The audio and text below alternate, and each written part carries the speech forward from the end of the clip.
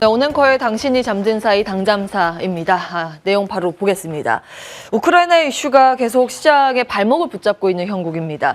예측 자체가 무의미한 시장이라고 할 정도로 바이든과 푸틴의 발언과 전쟁 관련 추측성 보도로 인해서 매일매일 휘둘리는 장세, 금융시장의 분위기를 우리는 보고 있습니다. 사실 주말 사이에 완전히 새로운 내용은 없었고요. 긴장을 높이는 내용과 완화시키는 내용이 혼재되어 있습니다. 다만 이제 프랑스 마크롱 대통령이 중재를 위해서 노력 중이라는 보도가 추가적으로 들리고 있습니다. 지금 프랑스도 대선이 한 2달 정도 남았는데요. 마크롱 대통령의 지지율이 역대 최저인 점이 부각이 되면서 이제 가만히 있지는 않을 것이다. 뭔가 긍정적인 이슈를 내기 위해서 노력을 할 것이다. 이런 보도가 굉장히 많이 나오고 있습니다.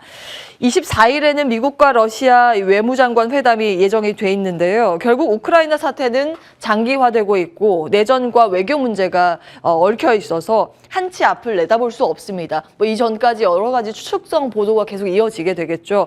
환율의 흐름을 좀 참고해 볼까요? 다음 보겠습니다.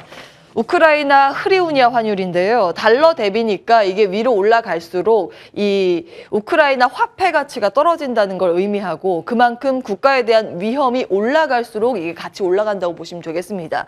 근데 최근 보시면 위 수준에서 거래가 되고 있습니다만 지난 2015년도 이 민스크 협정 때보다 이 우려감이 덜한 모습을 확인하실 수가 있습니다.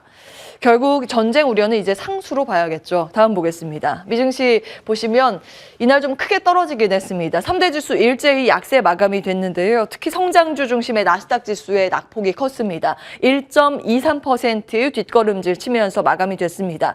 전쟁 리스크 때문이라는 보도가 많은데 사실 이날 옵션 만기일이기도 했습니다. 그리고 월요일 미국은 대통령의 날로 휴장이기 때문에 그를 앞두고 일단 지금 불확실성이 많기 때문에 팔고 보자는 심리가 자리했을 가능성이 높습니다. 다음 보시죠. CME 페드워치 다시 캡처를 해왔는데요. 긴축 우려는 확실히 줄어든 모습입니다. 이미 우려의 최대치를 시장에 반영시켰다고 볼 수 있는 건지 연준 위원들이 연일 매파적인 발언을 내놓고 있음에도 불구하고 한번 보시죠. 3월 50bp 인상할 거라는 베팅이요. 지난주 초에는 기억하시죠? 90%까지 나왔는데 지금은 20% 초반으로 뚝 떨어졌습니다. 다만 기술주의 반응은 아쉬웠습니다. 이제 국제금리 급등으로 기술주와 성장주가 밀렸었는데 이 금리가 요즘 떨어지면서 안정된 흐름을 보이고 있음에도 성장주는 웃지 못하고 있습니다. 다음 보시죠. 히트맵 보실 텐데 필수 소비재를 제외한 전 업종이 하락 마감했습니다. 마이크로소프트, 구글, 아마존, 테슬라까지 일제히 하방 압력을 크게 받았고요. 애플은 한 1% 가까운 낙폭을 시현했습니다. 이날 좀 특징적인 부분은 리오프닝 관련주까지 떨어졌다는 점입니다. 상승세를 접고 소폭의 약세로 마감이 됐습니다. 월트 디즈니, 델타항공 이런 종목들 1%가량의 약세를 시현했습니다. 다만 시장 분위기가 좀 어둡고 아직 불확실성이 크다 보니 경기 방어주 성격을 가지고 있는 필수 소비재가 돋보였는데요. 코카콜라 올랐고 P&G 등 샴푸 같은 필수 소비재를 만드는 기업들의 상승세가 돋보였습니다. 아마도 이번 주 후반에 미국 PCE 발표 예정이다 보니 이를 앞두고 이제 물가 상승 압력이 커질 수 있어서 확인하고 가자라는 심리가 이 종목별에도 반응을 했을 가능성이 높게 평가되고 있습니다. 다음 보시죠. 반도체 주가 흐름이 아쉬웠습니다. 인텔이 반도체 지수를 끌고 내려가는 모습이었습니다. 인텔의 낙폭이 컸죠. 5% 넘는 급락 마감을 했습니다. CEO 인베스트데이에서 장기 성장 전략을 제시했는데요. 일부 증권사에서 목표가 하향 조정에 나섰습니다. 이유인즉슨 이런데 인텔 같은 경우에는 파운드리 시장에 다시 도전장을 내밀었습니다. 이제 차량용 파운드리 시장을 공략하겠다고 했고요. 2030년까지 1조 달러 시장의 기회를 창출하겠다고 인베스터데이에서 밝혔습니다.